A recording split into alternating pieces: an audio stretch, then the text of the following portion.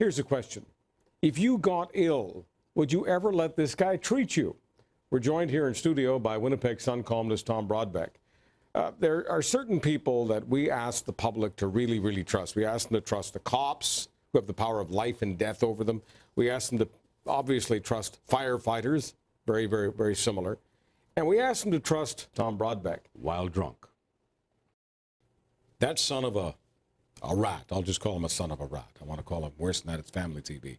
What has he done to earn our trust? Well, this is, talk about tolerance. I mean, it's not a laughing matter. I'm sure he's not. I'm not laughing at all. No. I'm sure he's practicing somewhere where they hope that people don't read. It's really hard to take a guy like that seriously, right? I mean, you look at him, kind of grew up with a silver spoon in his mouth. I mean, Here's a really question. How often do you hear about repeated drunk drivers getting just little wrist taps from the so-called justice system?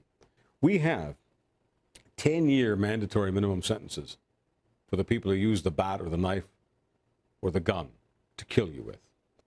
For those who use a truck or car or van, there is no mandatory minimum jail sentence. We've got a problem. It's not justice. No, you're absolutely right, Charles. We need to make sure that these guys, in some cases, should be jailed for a very, very long time, if not forever. I mean, you opposed to that? You opposed to putting this guy away?